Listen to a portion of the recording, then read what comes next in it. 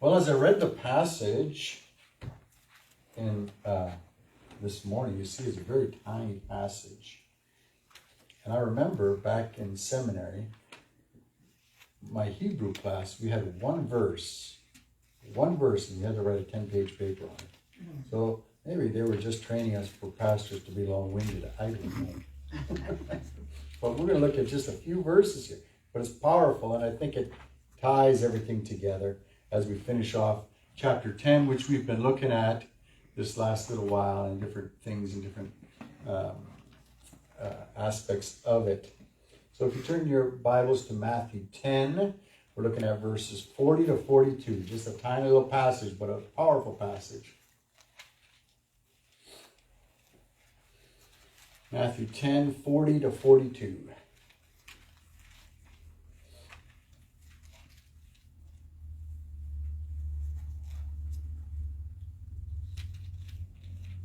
Matthew 10, 40 to 42.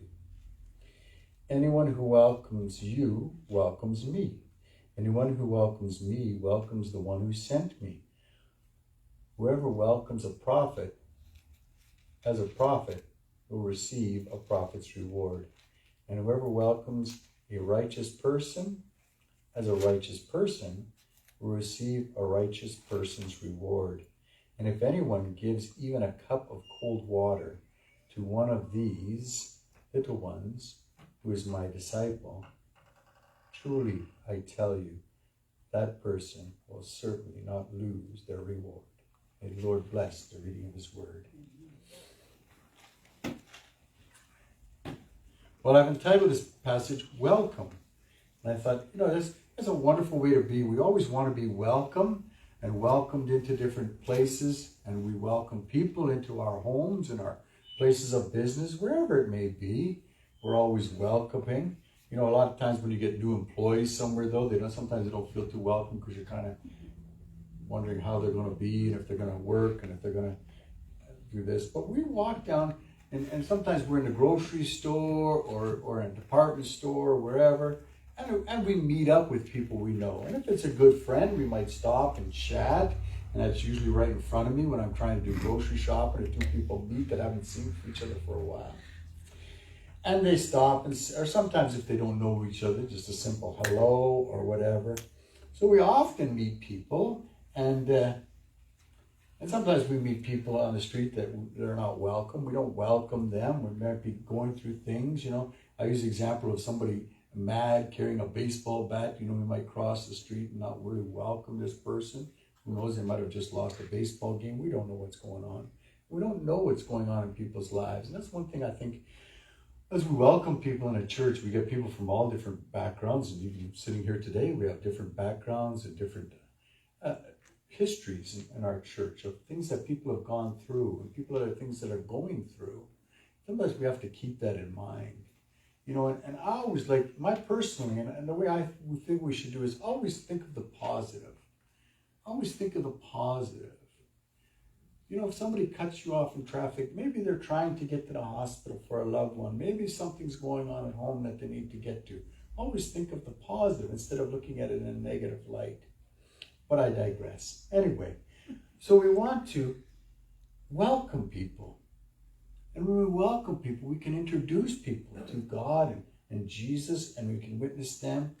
And a lot of times when we're talking to people, or we're getting to know people to get them feel welcome and they feel us feel welcome. We want to know who they know that we might know. And a lot of times it's like, oh, you know this person or you know that person. A lot of times when I get a friend request on Facebook, I say, who else does this person know? And what kind of friend group do I have? And what kind of relationship do I have with this person? Sometimes it's very obvious. And sometimes it's just some random person probably trying to scam me in the long run. I just ignore it. But if I know that they have fellow friends or from a group or from a certain area, then I will accept a friend request, and it's a great way to connect. So, but we could welcome people we don't know, and we do that many times. And sometimes we venture into unknown places and unknown situations, and we're hoping we're feeling welcome, and sometimes we don't feel welcome at all. But whatever the case is, we see this. And we see this with church planters and missionaries. Many times we hear of stories of missionaries that go into new areas and new places, and they don't know anybody, and they have to kind of start from scratch. They have to try to make connections or build relationships, and it becomes very difficult.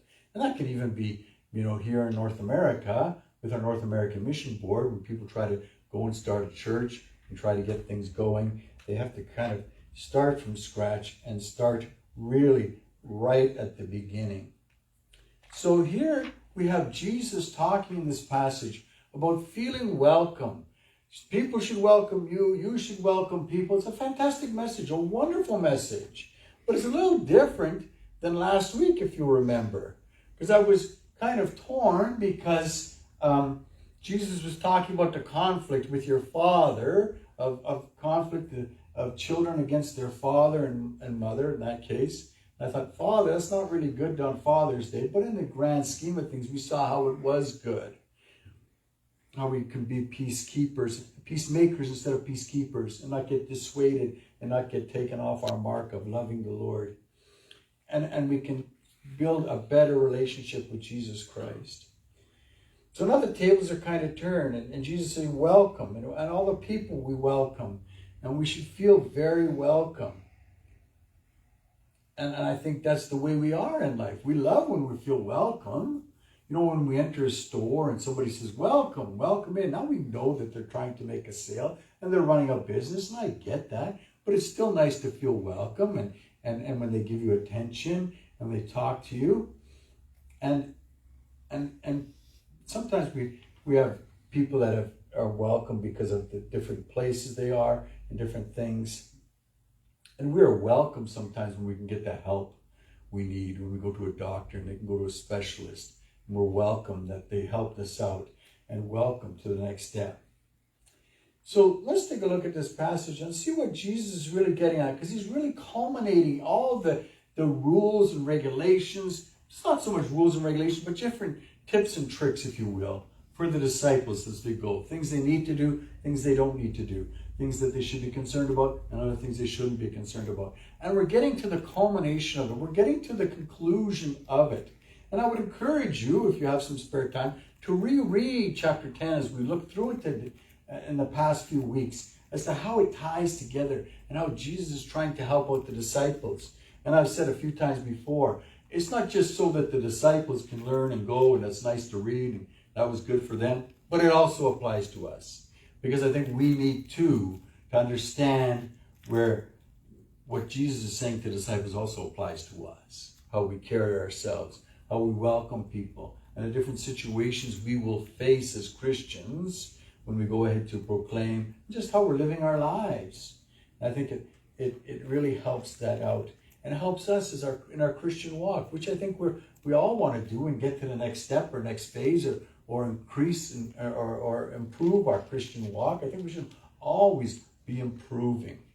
Always be improving. I saw a study the other day about happiness in the country. What's the happiest country? I don't even understand what that sentence is. What's the happiest country? But America always falls lower down. I don't think that we're unhappy, but I think we have a mindset in this country that we can always do better. Let's see if we can improve. Let's see if things can get better. How can we help each other out? At the end of the day, I feel we were in that way. So not that we're happy or unhappy, but that we'd like to see things better. And we always do like to see things better. And I think as we learn what Jesus taught the disciples, we can apply it to ourselves, and we can get better in our Christian walk. And that's fantastic at the end of the day.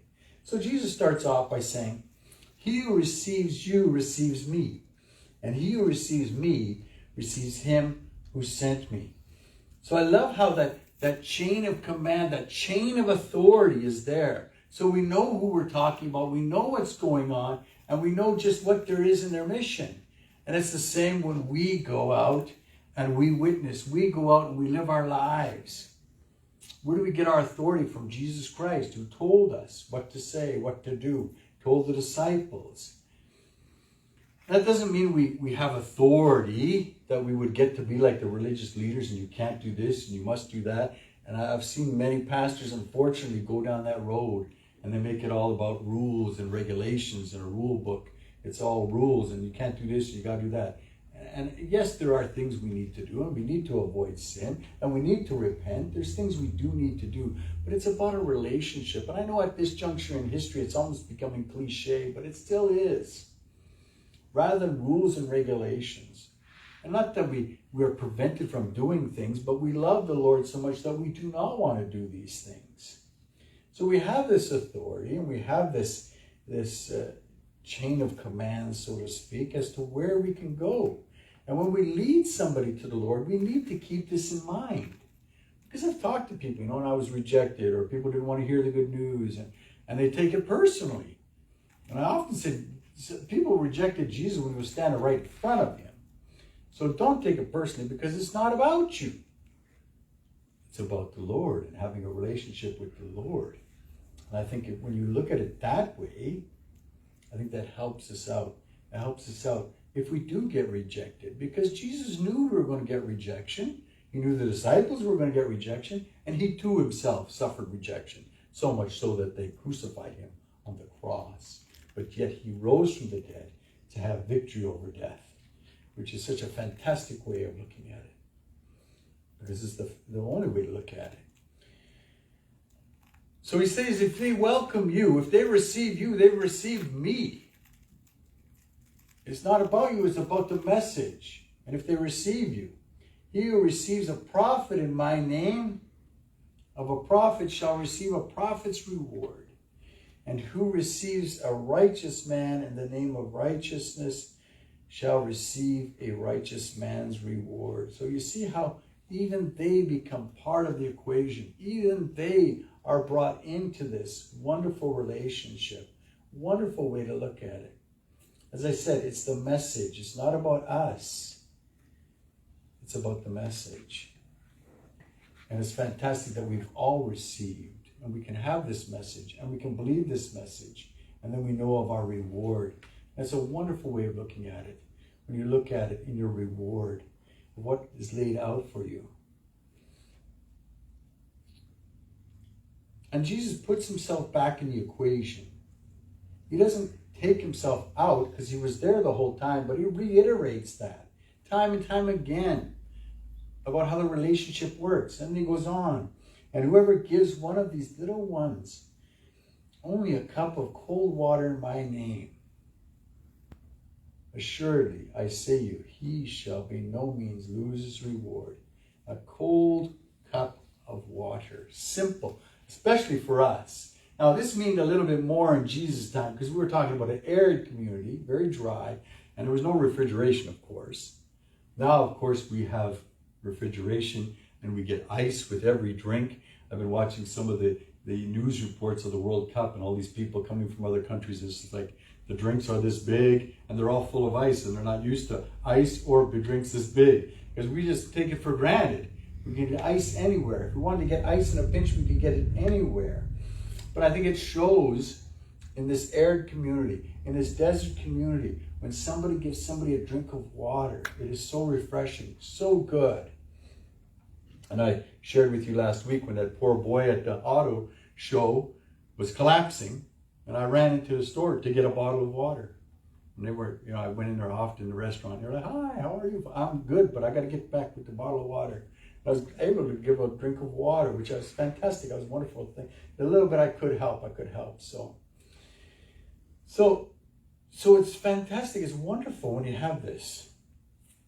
The people hearing the message is like a cup of cold water on a hot summer's day. I'm told next Thursday is going to get up to about 100. So please keep your fluids up and keep the water flowing and have a cold cup of water. And I think then we'll really...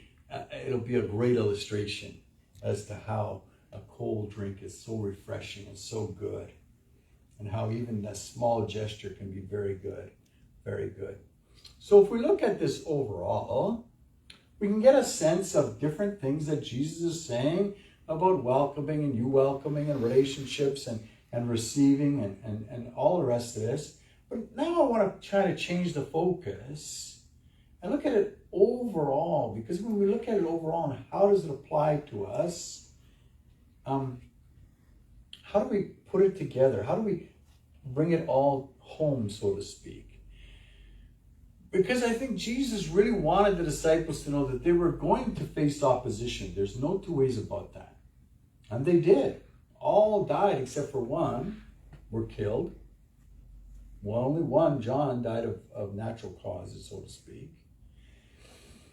And he wanted them to know, and he wanted us to know. Now here in America, we are truly blessed, and we do not face major opposition as others, even today, probably are facing opposition, being tortured, in some cases, sadly put to death, just simply for their beliefs. And but we have that wonderful ability in this country. We can say we have the religious freedom, and that's a wonderful thing. And I think we really need to keep that in mind. That this is not just Jesus saying, "Oh, go out, have a good time. They'll welcome you, you welcome them. Everybody will get along," because it didn't happen that way. And Jesus did tell them that, but he also wanted to say that's how you go along. That we need to have this, but we need to have that message in our heart. And we can go places. But there's going to be the good times, and there's going to be the bad times.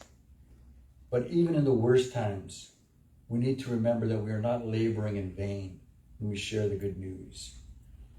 And we need to be faithful. It shows here we need to be faithful. Whether kindness or unkindness is shown us, that does not matter how we react. And who receives us and doesn't receive us doesn't matter. We are ambassadors when we go about, when we live our lives, and how we react to situations is very important. And that's something we need to keep in mind, because we know we will always have him. And through the kindness, even in the small gestures as a cup of cold water, we can be so powerful as witnesses. We can help the poor. We can help the weak. We can give a cold cup of water to the children, as it says here. And when I read that, I thought, one thing I really stressed in our VBS meeting on the 22nd last Monday is I don't care what the child is doing. If it's a game, if it's a snack, if it's right in the middle of a lesson, if a child wants water, give the child water. I'd rather deal with a little interruption and a child getting water than a child suffering from not having enough to drink and getting dehydrated. And so I think it shows just how important that is. And then it shows that the kingdom of Christ's disciples, which he will accept, must be done with an eye to Christ. We'll always need to be focused on Jesus. Yes, it's good to do good deeds, and we do many times good deeds, sometimes even anonymously, and help out things. And we do things many times without people knowing and without people seeing. Karen and I went to a coffee shop the other day, and we had really good service, and I had a tip jar, so I put the tips in the tip jar, but nobody saw. I said, that's not good. I put the tip in the tip jar, nobody saw. So I said to Karen, I'm going to take the tip out and then put it back in. She said, no, you're not. Just go. I wasn't going to take the tip out. Don't worry. Because everybody would see that part. They wouldn't see me put it in, but they'd see me taking it out. Then I'd get in trouble. Then I'd have to explain to you that. Bad enough the police are trying to pull me over, not pulling me over. So. But many times we do things that people don't see. But when we do things for the love of Jesus, when we do things to help promote and spread the gospel, in our fundraiser this month coming up at VBS, we usually have the kids bring food in. We do the girls and boys for our blessing box. They are bringing food in that people will never see. They're giving food to people they will never see, but yet they're so happy to be able to have this, that they were able to have this opportunity. So we have this relationship. And then finally, the kindness shown to Christ's people in the ministry shall not only be accepted, but richly be a reward. We always talk about this reward. Now we have the reward of everlasting life. We have that blessed assurance that we have that. And I know some people have said, well, in heaven I'll get more crowns, or I'll get bigger house, or I'll get... It doesn't matter to me personally. I don't know. As long as I'm in heaven and living a blissful life and have my final reward, I'll be happy. because I'm communing with God every day. And that's going to be a beautiful thing we have to look forward to, no matter where we are, no matter what's going on there. But he also talks about the judgment. As I often said, Jesus told the upside and the downside. He told the rewards, but he also told of what happens if you don't receive the rewards. But he talks about all the rewards and the prophet's reward and the rewards of a righteous person. And that's just a fantastic way to be. And if you read all of 10, you'll see how it so well comes together. So we need to be ready for anything. Be ready to welcome people. And people will come to us in many different ways and many different times. And we can be there to welcome them. I know I finally put an app on my phone, so I don't get many scam calls anymore. Used to be in my entertainment. But I don't get many scams, but I do every now and then. And of course, when they start off, they really want to be friends. They want to welcome. They want to do all kinds of great things for you and help you. But I remember one, he went on a big talk just for me to say, okay, bye. So, but everyone needs salvation. And everyone needs to hear the good news. And I hope and pray that when you do spread the good news, that you witness to people, that you talk to people, that you are felt welcome. And in doing so, we will have our reward. Reward that we believe. And in doing so, spreading the good news, as the disciples went out and did, showed how much they loved, showed how much they have a wonderful relationship with Jesus. It's not that they spread the good news so Jesus will love them. He's already loved them. We got that well established. But we love him so much that we want to do for him what we can and welcome people. Welcome people into the church. Welcome people into a relationship with Jesus Christ. I love that passage. Nice and short. I like short things. You could just concentrate on them easy. Because I know sometimes, I'll be honest with you, I'm preparing the message and I look at the passage I'm about to preach and I'm like, I don't know what's going on here. Give me a minute. But this is fantastic. It's straightforward. Welcoming people as we welcome and are welcomed. But if you want to come forward, if you have not given your life to the Lord today, come forward. If you want to join the church, come forward. And finally, just how are you living your life? Sometimes we can be very unwelcoming. Sometimes we can be, put up barriers, put up guide rails and guardrails. But we need to have that loving relationship with Jesus Christ. And how are you living your life in that relationship? If you would like to come forward today, I would gladly pray with you as we close our service.